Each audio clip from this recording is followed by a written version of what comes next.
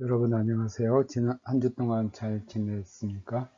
오늘은 지난주에 이어서 계속해서 독일 19세기 독일 경건사 신학사 가운데 오늘은 독일 개신교 신학의 개요부터 말씀을 드리겠습니다. 오늘 여러분들이 강의를 들을 때 이 19세기에 많은 신학자들을 접하게 될 겁니다.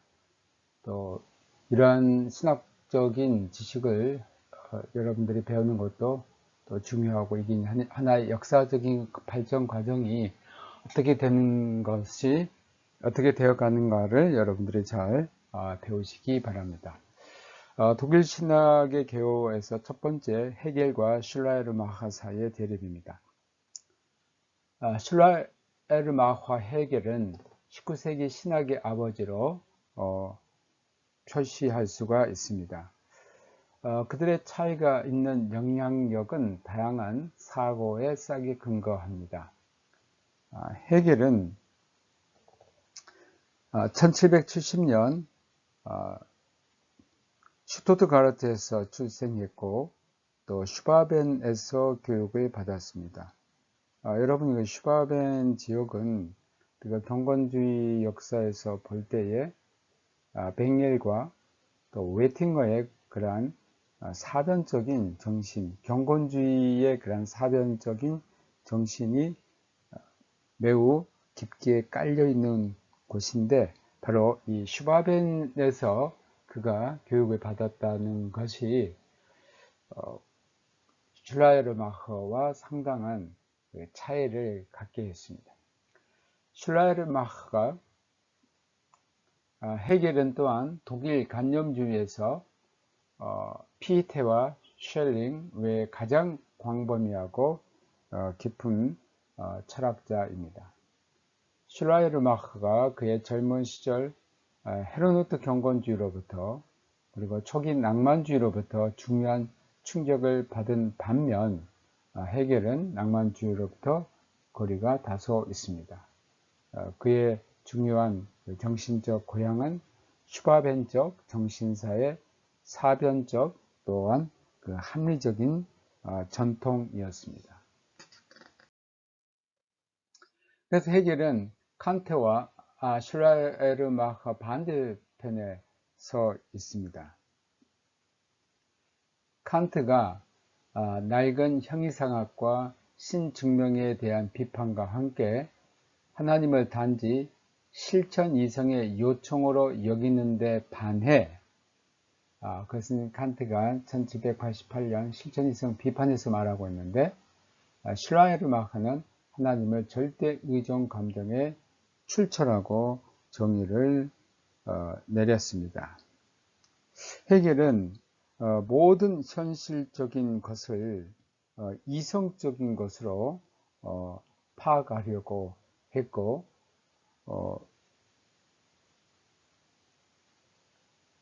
헤겔은 하나님을 살아있는 정신으로, 가이스트로 이해했습니다. 인간에게 사고하는 본질로 계시가 되는 분이 바로 하나님입니다. 그래서 가이스트입니다. 자기 자신의 의식에 이르는 철학적 사고는 단지 실제, 정신, 절대이다라고 했습니다. 헤겔에 의하면 대상을 이해하는 사고는 최후에 항상 자기 자신과 관련되어야만 했습니다. 여기에는 단지 사고하는 정신, 그리고 그것의 운동만이 있을 뿐입니다. 그러기에 사고의 본질과 사물의 본질은 변증법적으로 파악되어야 했습니다.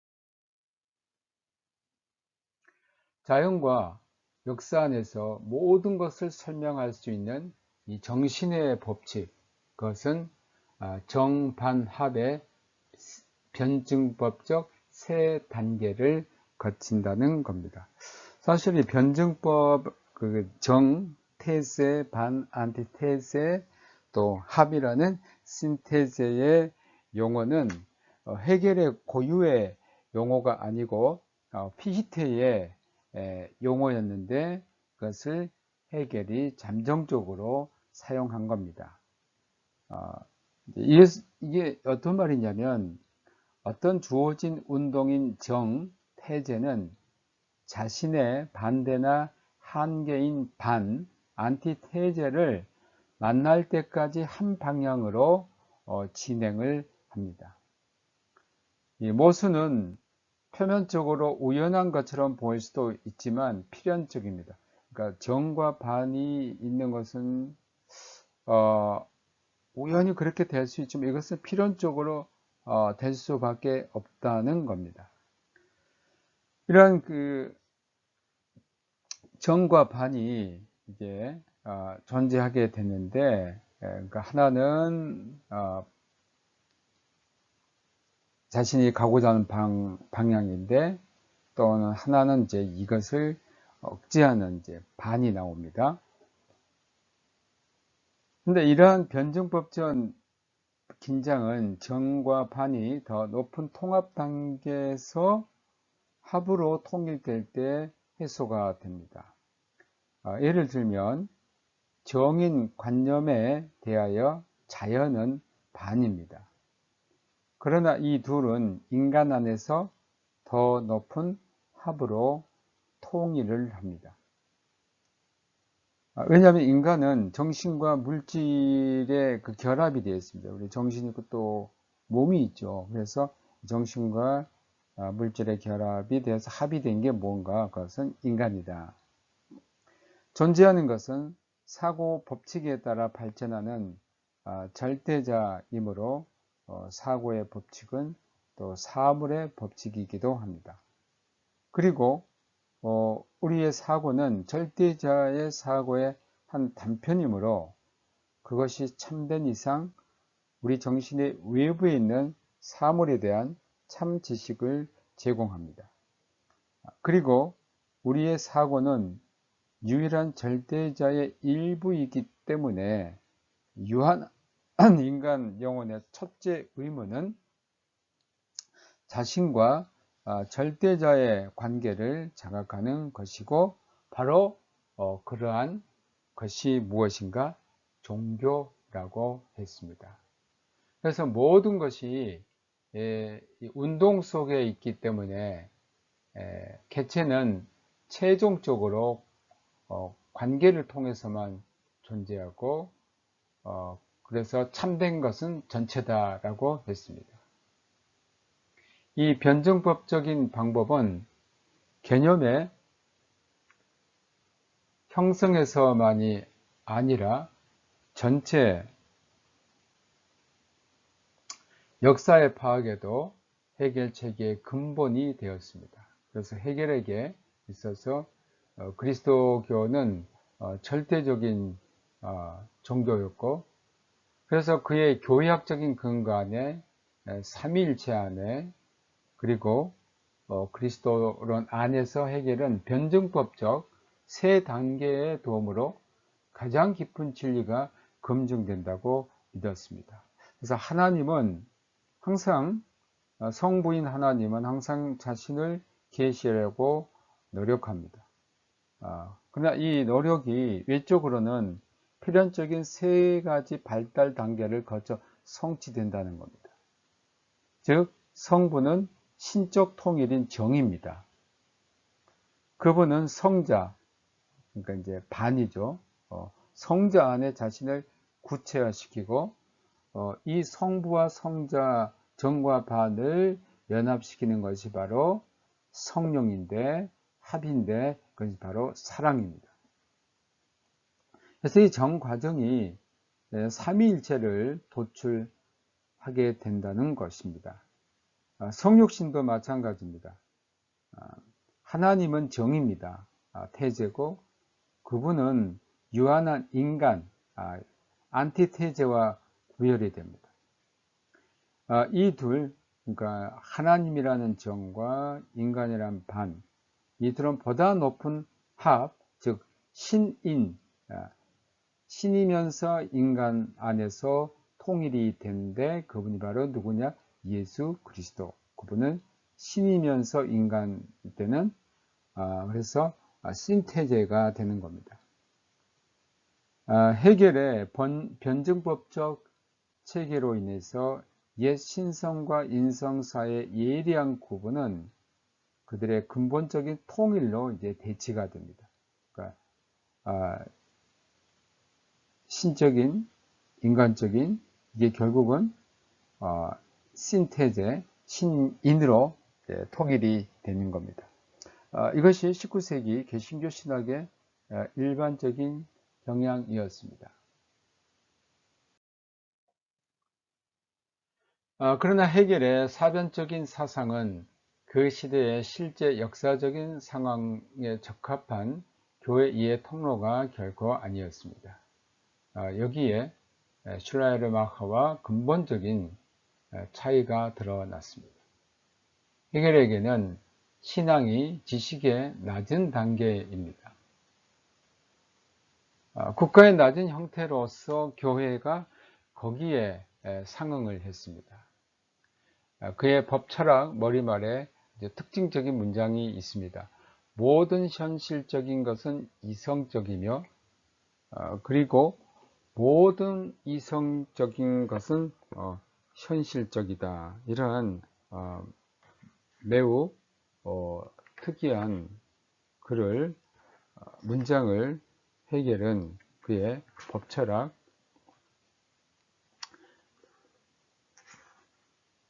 머리말에 기술을 했습니다.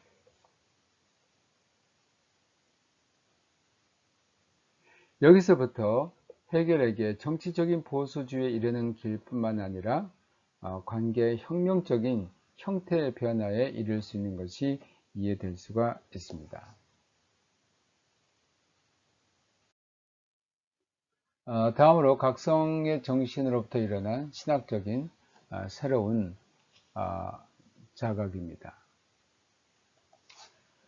칸트의 영향 속에서 19세기 초 신학적인 합리주의가 넓게 퍼집니다. 이와 같은 후기 계몽주의의 방향의 표시는 무엇이냐면 이성의 인간적인 빛이 성서적인 계시의 일반적인 척도라는 겁니다. 여기에 확정되었지만 합리적인 인식의 교준과 도덕성의 촉진 아래 세워졌다는 겁니다. 이러한 새로운 자각의 중요한 대변자로 할레 대학의 교수인 율리우스 아우구스트 루드비히 백샤이더가 있습니다. 또 하이델베르크 대학의 교수인 하이네히 에브하르트 고틀롭 파울루스가 있습니다. 이들은 합리주의에 대항하여 초자연주의 방향이 생기게 되었고 여기에 계시의 초자연성이 다시 합리적인 논쟁에서 옹호를 받았습니다. 슐라이르마하 낭만주의와 각성운동을 통해서 19세기 초에 이와 같은 출발 상황이 변하게 됩니다. 그러니까 그 이전에 주로 이제 이성적인 관념적인 이러한 그 신학에서 슐라이르마가 이제 종교에 대해서 절대 의존의 감정, 또 낭만주의, 각성운동이 일어나면서 이제는 새로운 신학적인 경향이 나타나는데 바로 각성의 정신에서 새로운 신학적인 방향. 이전에 이성적이고 합리적인 그런 사상에 대항하는 그런 신학적인 입장이 등장합니다. 그 대표적인 사람이 베를린의 교회사가이며 슐라이르마하 학과 동료인 아우구스트 네안더가 있습니다. 그는 합리주의에 대항하여 경건한 하나님의 말씀에 붙잡힌 그리스도교적인 인격성을 내세웠습니다. 그가 이제 주장하는 것은 Pectus est quod theologum facit다 이렇게 말했습니다. Pectus라는 것은 심장 또는 마음 또 가슴이라는 뜻인데 이것이 가슴이다. 이제 Pectus est 무엇이 가슴이냐? quod는 이제 Pectus를 가리킵니다. 그 Pectus는 심장이 무엇을 만드냐면 테올로금, 신학자를 만드는 겁니다. 그래서 심장이 신학자를 만든다. 이 말은 이제까지 그 이성에 사로잡혀 있었던 그 신학이 아니고 그 가슴에 근거한 신학, 심령에 근거한 신학이 되어야 한다는 겁니다. 그래서 이제 그가 주장했던 것이 팩토랄 테올로기, 심장의 신학 또는 가슴의 신학, 이렇게 직역할 수 있겠습니다. 네안더는 새로운 교회사 소설의 창시자로 간주가 됩니다. 그는 합리주의에 대항하여 그리스도교 역사를 본질적으로 그리스도교적인 신앙의 세계 극복의 힘에 목적을 갖는 경건의 역사로 보았습니다. 그의 주요 작품으로는 그리스도교 종교와 교회의 일반 역사가 있습니다. 또 한 사람은 톨룩인데 그는 네안더의 제자였고 1826년 이후 수십 년 동안 할레에서 활동을 했습니다. 그는 각성운동의 정신에 의한 영향력 있는 다방면의 신학자였습니다. 사실 이제 네안더는 원래 유대인이었습니다. 유대인이었는데 1806년 세례를 받고 자기 이름을 네안더로 개명을 했던 신학자입니다. 특히 재론에 관한 그의 이론을 가지고 합리주의와 진보적인 시대 정신에 강력히 대항을 했습니다. 주요 작품으로는 재론과 화해자론 혹은 절망자의 진실된 참회가 있고 또 로마서 주석이 있습니다. 톨룩은 특히 그의 설교 무엇보다 주제 설교를 통해서 그리고 그의 목회를 통해서 영향을 주었습니다. 다음으로 에얼랑겐 박해의 신조 또는 교파 신학입니다. 각성운동과 함께 19세기 구 프로테스탄트 신학자, 특히 16, 17세기 루터교 신학을 갱신하고자 했던 모든 신학자들의 결합이 바로 신조 신학 또는 교파 신학이라고 할 수 있습니다. 그들은 보수주의 신학, 복고 신학, 재예정 신학이라는 개념으로 요약이 됩니다. 이들의 공통된 신학적 특징들을 보면 성례전, 특히 강단 성례전과 교회를 근거 지우는 신조, 또 정신적인 공무의 강조, 또 자주 교회를 이끌어가는 공무의 대표자, 국가 독립적인 교회를 위한 투쟁, 자주 정치적 반동과 결합을 했습니다. 대표적인 신학자는 헨스텐베르크가 있는데 개혁파 출신으로 베를린 고약학 교수였습니다. 그와 함께 만든 개신교 교회 신문 이방겔리시의 키리켄 사이퉁은 신학과 정치적 보수주의 중앙기관지로 신학적으로 보다는 교회 정치적 영향을 더 끼쳤습니다. 그 밖에 루터주의, 교파적인 루터주의 신학자들이 있습니다. 아우구스트 필마, 헤센의 교회 정치가이고 마브르크의 신학자입니다. 그의 작품으로는 수사학 신학에 대한 사실의 신학, 또 테오도르 클리포트, 맥클렌부르크에서 교회 지도자로 활동했고 제의적인 논문들이 있습니다. 또 빌레름 레헤, 그의 작품 교회에 관한 세 권의 책에서 자의식적이고 에큐메니칼적으로 알려진 루터교의 교파주의를 나타내고 있습니다. 루드피 아돌프 페트리, 하노버의 새로운 루터주의 지도자로서 정치적, 보수주의의 주도적인 인물은 프리드리히 율리우스 슈탈이 있는데, 주요 작품으로는 프로테스탄트의 이론과 법에 대한 교회 헌법이 있습니다. 다음으로 에얼랑겐 신학입니다. 사실 에얼랑겐 신학도 이 신조 신학과 연결이 됩니다. 이 에얼랑겐 신학이라는 건 이 에얼랑겐 대학교의 신학부의 그 신학자들이 하나의 학파를 이루었기 때문에 에얼랑겐 신학이다, 이제 이렇게 말합니다. 에얼랑겐 신학부의 신학자들은 루터교 교파적인 신학자에 속합니다. 그들은 그들의 중요성과 폐쇄성에 의해서 다른 교파적인 신학자를 뛰어넘습니다. 에얼랑겐 신학의 개념은 모든 개인적인 다양성에도 불구하고 공통적인 신학적 토대에 근거하고 있습니다. 그것은 학문적인 요구를 가지고 고유한 신학으로 교파적인 출발을 형성화하려는 유일한 중심점이다, 이렇게 정의를 내렸습니다. 그러니까 이 말은 무슨 말이냐면, 자신들의 어떤 신학의 출발이 어디냐면 루터주의입니다.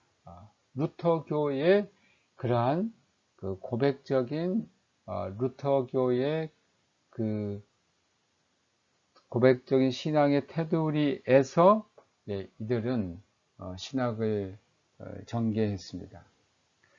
그들은 신학적 합리주의에 대항해서 그들의 경험 신학을 내세웠습니다. 그래서 중생, 즉 죄로부터 은총으로라는 인격적으로 체험된 변화는 중요한 신학적인 인식기구라는 겁니다. 중생의 경험을 통해서 다음과 같은 것들이 객관적으로 성장됐습니다. 그러니까 성서, 신앙의 고백, 그리고 신학적 인식, 여기에서 루터가 새로 발견되고 밝혀지게. 정신사적으로 보아 에얼랑겐 신학은 슈라이르마하, 독일 관념주의, 특히 헤겔과 셸링, 각성운동, 그리고 낭만주의와 연결이 되어 있습니다. 이와 같은 결합보다 더 중요한 것은 하만이 에얼랑겐 학파에 주었던 자극입니다. 그것은 경험의 확신성, 또 성육신, 하나님의 역사 영역으로 낮아짐이라는 콘데스텐던스, 그리고 루터의 재발견입니다. 할레스의 영향이 있었는데 1833년부터 실제 이 아돌프 폰 할레스의 영향으로 에얼랑겐에서 에얼랑겐 신학이 시작이 되었습니다. 그의 신학 방향은 엄격히 교회적이었습니다. 1838년 이래 프로테스탄트와 교회 잡지라는 그 저널이 Zeitschrift Protestantismus und Kirche라는 그 교회 잡지가 그의 지도 아래 발행이 되었습니다. 1852년부터 민헨 종교국의 최고 의장이 되었고 주요 작품으로는 그리스도교 윤리가 있습니다. 19세기에 널리 퍼진 책입니다. 또 호프만은 슈라이르마커와 관념주의적인 역사 철학의 영향을 받았으나 자기의 완전한 독자적인 길을 갔습니다. 그는 개인적인 신앙의 사실로 중생 체험에서 출발했습니다. 그는 나는 그리스도인, 나에게는 신학자에게는 나의 학문의 고유한 진료다라고 했습니다. 개인적인 구원 체험으로부터 그에게 성서와 교회 고백의 진리가 설명이 됩니다. 호프만은 성서 주석에서 비르텐베르크 경건주의를 기억하는 구속사적인 신학을 발전시켰습니다. 구속사적 관련 속에서 전통적인 화해론에 대한 비판적인 입장을 가졌습니다. 그는 하나님은 우리를 그리스도를 통해서 그의 전체 삶, 고난, 그리고 죽음 안에 그의 사랑의 의지를 증명했으며 화해는 십자가의 예수의 대속적인 형벌과 고립되어 이해되는데 있지 않다라고 말했습니다. 호프만은 깊은 논쟁에 빠져들었고 자기 시대의 루터교 신학을 본래 루터에 올려놓고자 노력했습니다. erlangen 신학자 가운데 특히 정치적이고 사회적 책임을 일식한 자였습니다. 그래서 그는 자유주의 진보당 당원으로도 활동했습니다. 가장 중요한 작품은 신구약 성서의 애언과 성취, 또 성서 증명이 있습니다. 그 밖에 주요한 erlangen 신학자들로는 고프리드 토마시우스가 있습니다. 그는 교의학자였고 주요 작품으로는 그리스도의 인격과 일이 있습니다. 토마시우스는 전통적인 케노시스 이론, 그리스도의 그 낮아짐을 케노시스라고 하는데, 이 케노시스 이론을 그리스도는 인간이 될 때 그의 신적인 특성의 일부를 포기했다고 해석을 했습니다. 그 다음에 하르낙이 있습니다. 테오도시우스 하르낙. 이 테오도시우스 하르낙은 아돌프 폰 하르낙의 아버지로 중요 작품은 루터의 신학이 있습니다. 또 프랑스 헤르만 라인홀트 프랑크는 광범위한 조직신학적인 작품과 함께하는 교의학자요 윤리학자였습니다. 그는 일치신조의 신학을 저술했습니다. 다음으로 자유주의 신학입니다.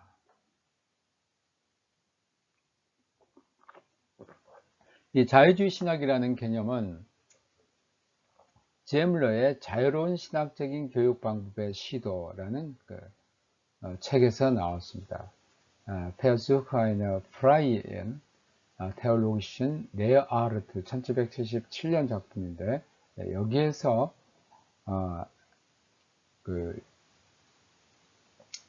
자유주의 신학이 나왔습니다. 자유주의 신학의 역사적으로 방향 지어진 작업은 계몽주의 안에 뿌리가 있지만 19세기의 신앙과 역사 문제 앞에서 최고의 형태를 띠고 있습니다.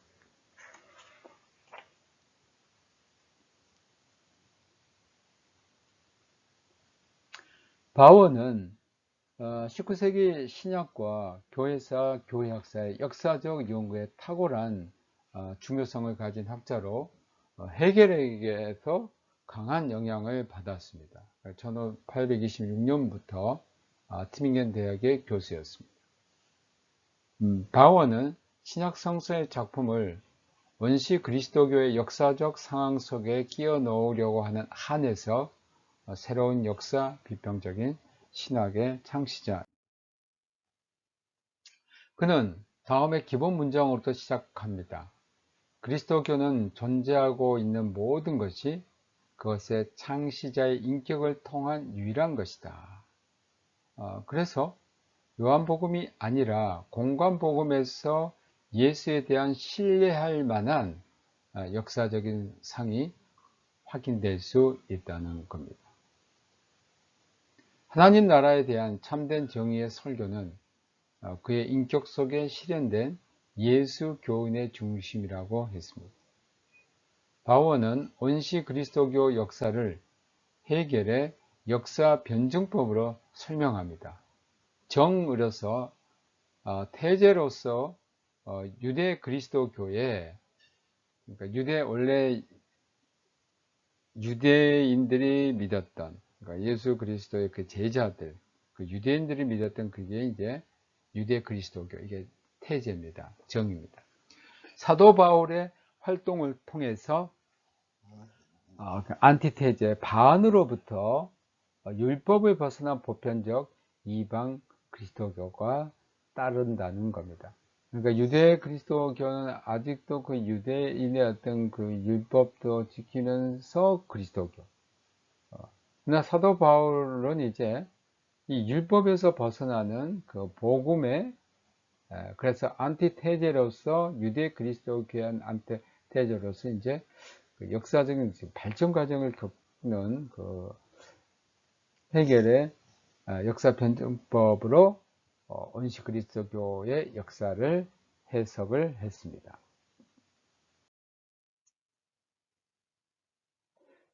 그렇게 이제 태제, 안티태제 기독교가 있었는데 그 다음에 영지주의 방향, 마르키온의 공독의 적에 대해 이제 합으로서 초기 보편교회가 발전한다는 겁니다. 이제 바울의 기독교, 이제 여기에서 정과 반이 합해서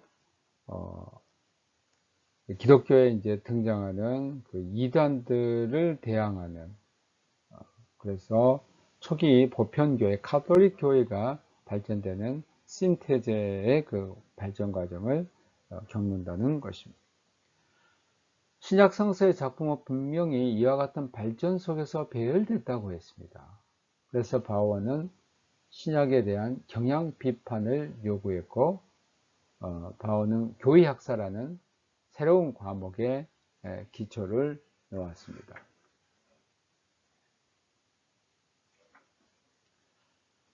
그는 교리의 발생을 광범위한 정신적인 발전 과정 안에 배열했는데 이것은 필연적으로 그것의 지속적 발전과 마찬가지로 고대 교회 교리의 진리를 인식하게 했습니다.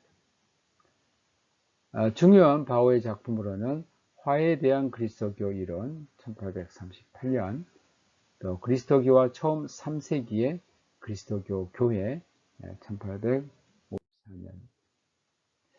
다음으로 신학자로 이제 소개할 사람이 다비드 프리드리히 슈트라우스입니다. 슈트라우스는 헤겔의 영향을 받았고 또 바오의 제자였습니다. 그는 예수의 생애라는 작품을 가지고 심각한 논쟁을 일으켰습니다. 그것의 근거는 다음의 태제입니다. 복음서의 예수의 묘사는 역사적이 아니라 오히려 신비적이다. 추후에 부과된 전설은 예수의 역사적 형태주의에 있었을 것이다. 그러니까 예수 그리스도의 그 묘사는 역사적인 것이 아니고 오히려 신비적으로 그 후대에서 전설적으로 그 역사적인 형태로 예수를 만들어 냈다는 겁니다.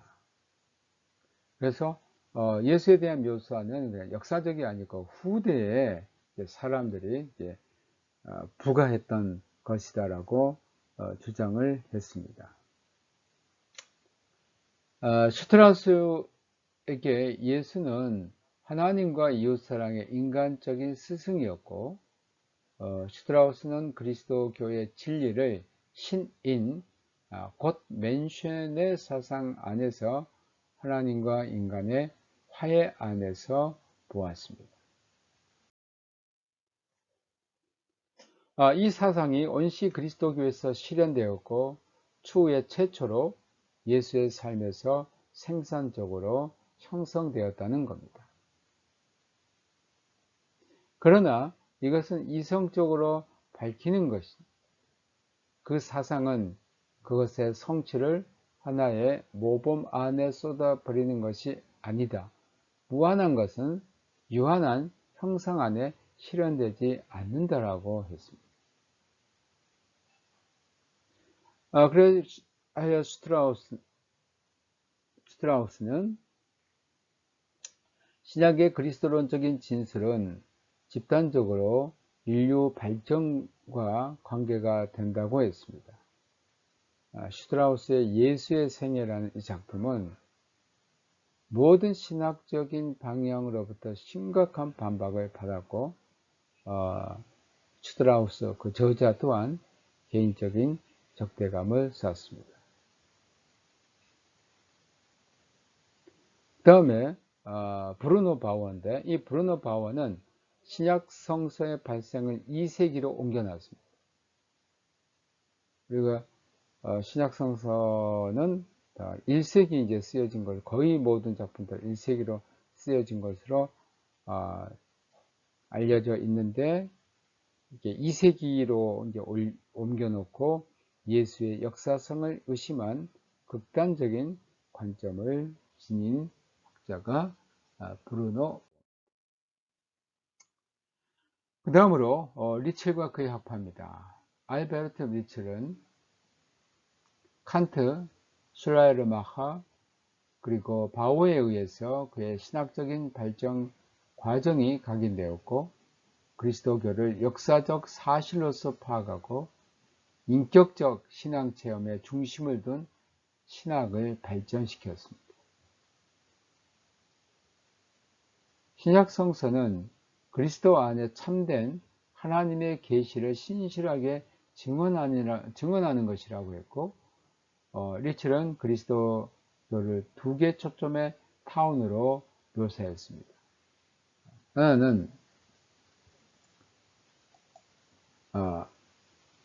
모든 인간의 도덕적 목적으로서 하나님 나라, 또 의인과 하해로서 구원, 이러한 두 가지로 묘사를 했습니다. 도덕적인 행위를 촉구하는 하나님의 의지로 인간 의지가 변하고, 또 하나님 의지로 향하는 것은 하나님 나라 안의 공동체와 마찬가지로 개개인의 구원의 핵심이 되는 겁니다. 그러니까 여기서 참 중요한 것은 도덕적인 행위로 결국은 인간의 의지가 하나님의 의지로 변화가 되고, 결국은 하나님 나라 안의 공동체와 마찬가지로 이것이 구원의 그 핵심이 되어 있습니다. 리첼 신학은 본질적으로 세 가지 요소로 규정을 할 수가 있습니다. 첫 번째, 윤리학의 강조입니다. 또 역사적 사실의 제시, 분명한 의식 안에 일어난 신앙 체험입니다. 신비주의, 경건주의, 사변, 그리고 가톨릭적인 제2경건을 반대하는 가운데 리첼은 문화개신교의 시대적인 신학자였습니다. 1864년 이후 göttingen 대학에서 가르쳤는데, 주요 작품으로는 의인과 하에 대한 그리스도교 이론, 또 그리스도교 종교에 대한 가르침이 있습니다. 리첼의 신학은 19세기 출발에 기도적인 위치를 차지했고, 1886년부터 라데가 발간한 잡지 그리스도교 세계 크리스트리시의 벨트는 다양한 리첼 학파의 기관지였습니다. 다음에 신학자로서 리첼 학파의 신학자로서 윌hel름 헤르만이 있습니다. 1879년 이후 마부르크 대학 조직 신학자인 그는 예수 인격의 인상을 고려하여 리첼보다 강력하게 인격적 신앙 체험을 강조했습니다.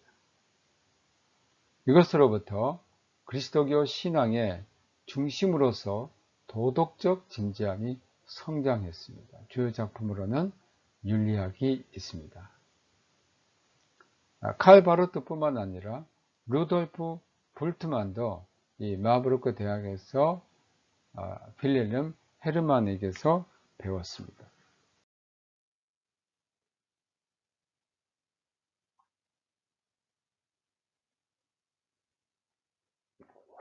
동시대 가장 유명한 신학자요 교회사가인 아돌프 폰 하르낙은 고대 교회사가와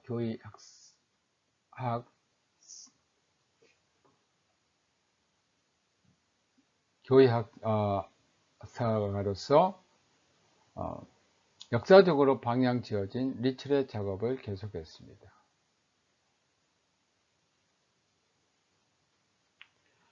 그것은 1892년 사도 신조 논쟁에서 나타났습니다. 거기서 허르낙은 신조에 대한 진술의 역사적 뿌리를 주시했습니다. 역사적 출현으로서 초기 그리스도교와 예수의 근본적인 선포의 인식은 허르낙을 비교의적인 그리스도교를 요구하도록 했습니다. 그는 고대 교회의 삼위일체와 그리스도교 교리를 복음의 토양에 산 히랍 정신의 창조물로 보았습니다. 물론 이제 오늘날의 그 삼위일체에 대한 그 연구의 결론은 히랍 정신에서 온 것이 아니다라는 것을 오늘날은 밝히고 있는데, 아돌프 폰 하르낙은 이게 바로 히랍의 그 정신에서 온 거다라고 보았습니다. 그의 교리에서 벗어난 그리스도교 이해는 다음의 문장에 나타났는데, 아들이 아니라 아버지만이 예수가 선포한 복음에 속한다라고 했습니다. 하르낙은 1888년 이후 베를린에서 활동했고, 주요 작품으로는 교회학사 교과서, 또 기독교의 본질이 있습니다. 다음으로는 조종신학입니다. 신학적인 자유주의와 또 신적 교파주의 사이에 많은 학자들이 헤겔과 슐라이르마커의 연결을 해보려는 중재를 시도했습니다. 헤겔로부터 두 명의 사변적인 신학자가 있는데, 하나는 칼 다우프, 또 하나는 필립 말 하이니케가 있습니다. 조정신학이라는 이름을 슐라이르마커로부터 영향을 받아 그리스도교와 문화사의 다리를 놓으려는 신학자들이 수행을 했습니다. 그들의 기간지는 1828년 이래 신학 연구와 비판이라는 제목으로 출판이 되었습니다. 다양한 방향을 운영하는 조적 신학에서도 덜 순수한 그 집단이 있는데, 그 중에서 리차르트 로테가 가장 탁월한 신학자입니다.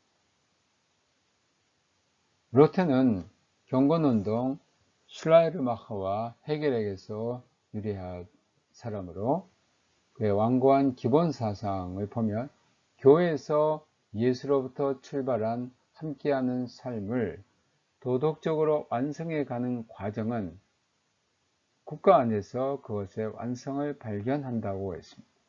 그래서 교회와 국가는 경험적인 것으로 이해되는 것이 아니다라고 했습니다. 그는 그리스도교의 역사와 교회 기구 역사를 엄격하게 구별을 했습니다. 그리스도교의 원칙은 그의 힘을 가지고 모든 이 세상적인 관계를 뚫고 가는 것입니다. 주요 작품으로는 신학적인 윤리가 있습니다. 또 조정 신학자로서는 칼 임마누엘 니츠가 있습니다. 그는 연합을 위해 투쟁했습니다. 그러나 그는 교회와 고백의 결합이 필연적이라고 여겼습니다. 주요 작품으로는 그리스도교 이론의 체계와 실천 신학이 있습니다. 다음으로 성서 신학입니다.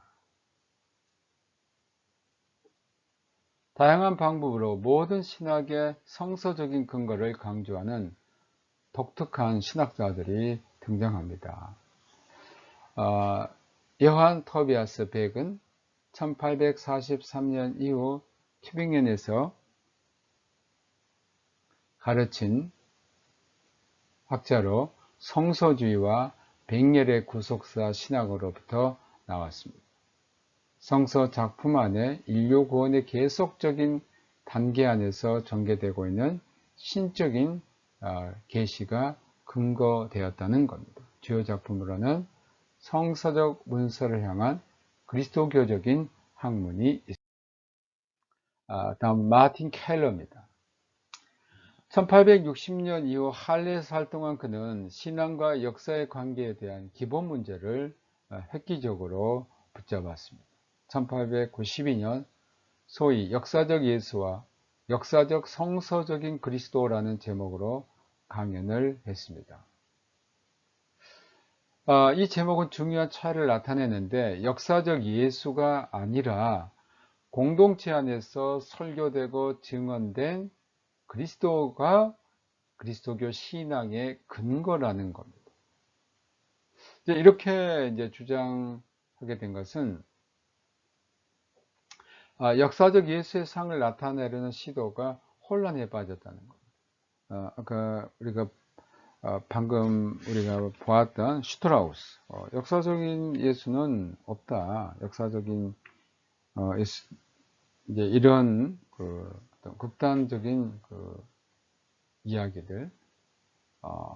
그러니까 이 역사적 예수가 아니고 설교에서 증언된 그리스도가 그리스도교 신앙의 근거다.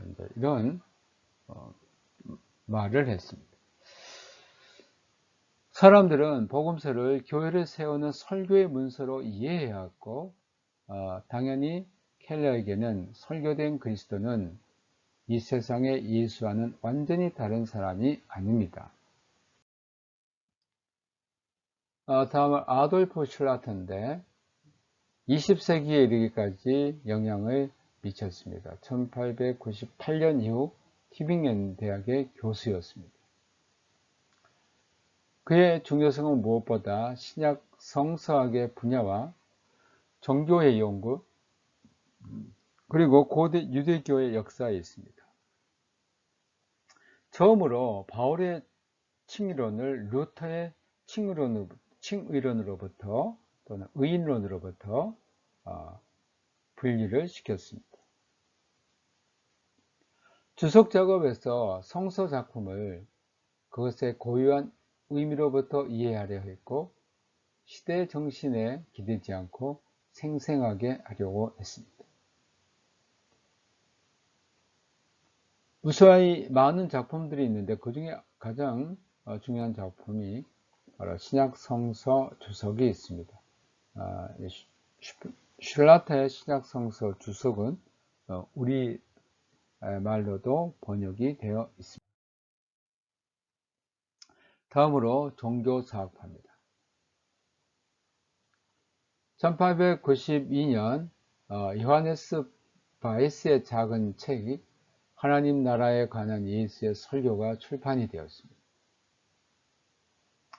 그는 순수하게 하나님 나라에 관한 예수의 설교는 리첼의 윤리적인 발전 사고에 정반대되는 종말론적 성격을 띈다는 것을 주석적으로 확정을 했습니다.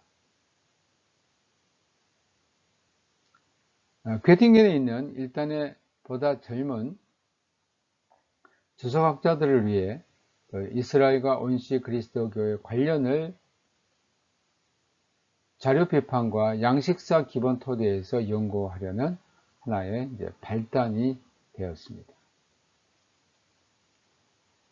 이러한 종교사학파 사람으로는 헤르만 쿰켈, 또 부세트, 브레데가 성서적인 종교사, 성서 밖 종교사의 관련성에 대한 연구는 다양한 유사성뿐만 아니라 역사적 과정 내에서 성서적 종교의 특별한 경향을 나타냅니다. 성서의 내용을 현대적으로 소개하는 것은 사실상 어색합니다. 그래서 성서적인 선포로부터 현대 직접적인 다리를 놓으려는 자유주의 신학의 시도는 당연히 문제가 된다는 겁니다. 그래서 종교사학파의 조직신학자가 포괄적으로 숙고해야 된다는 것입니다.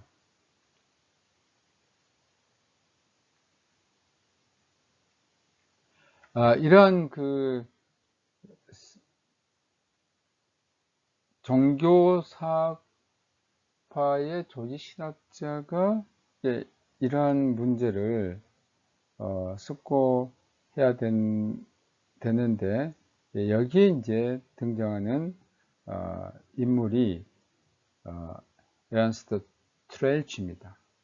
이 트렐치는 하데베르크 교수였고 후에는 베를린의 철학 교수를 했습니다.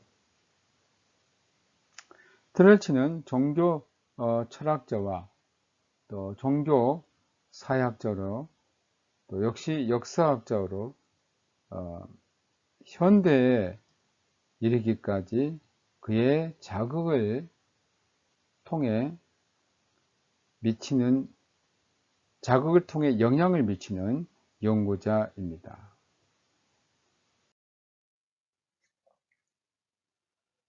그리스도교의 현대 문화와 관계에 대한 물음, 또 계시와 역사의 관계, 그리고 인격적인 결정의 자유와 사회적인 조건, 무엇보다도 근대 역사 속에서 이 모든 것은 트렐치 이후의 신학자들에게 남겨진 과제 영역입니다. 그는 또한 구개신교와 신개신교를 구별을 합니다. 신개신교에서 이제 계몽주의 시작 때부터 구별을 했습니다. 루터와 종교개혁은 그에게서 아직 교회사의 시대 구분을 할 때에 중세에 속해 있습니다. 교회사에서 중요한 것은 바로 그의 매우 중요한 연구가 그리스도교 교회와 집단의 사회론이라는 종교사회학적인 연구로 트렐치는 매우 중요한 의미를 갖고 있습니다.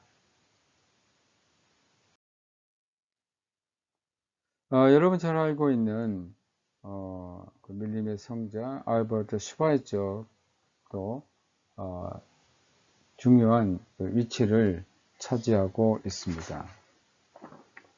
종교사학파로서 중요한 위치를 차지하고 있는데, 그는 철저 종말론의 주제를 가지고 활발한 토론을 열었고, 예수 생애의 역사적인 묘사가 불가능하다고 했습니다. 예수 생애를 역사적으로 구성한다는 것은 불가능하다.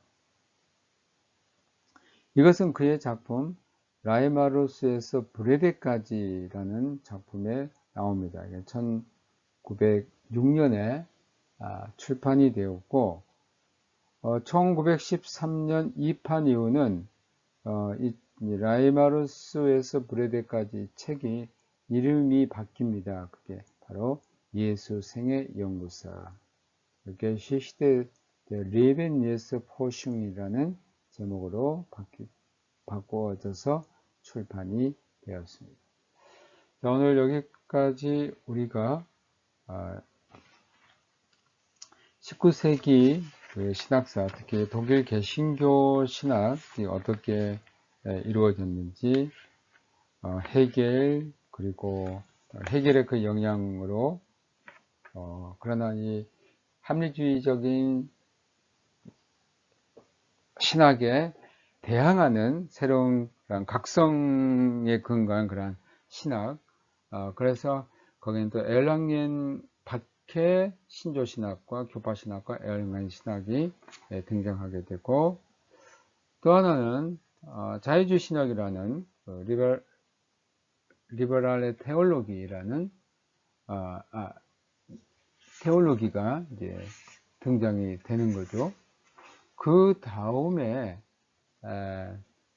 니칠과 그의 학파인 그 윤리를 주장하는 그런 학파들이 등장하고, 그 다음에 조정신학, 그리고 성서신학적인 그 경향들, 그리고 마지막으로 종교사학파라는 굉장히 많은 내용들을 우리가 요약해서 배웠는데, 여러분들이 여기에 대해서 질문이 있으시거나 또는 더 알고 싶으신 분들은 여기에 메일을 보내거나 문자를 보내주시기 바랍니다. 그럼 다음 시간까지 건강하게 잘 지내기를 바랍니다. 안녕히 계십시오.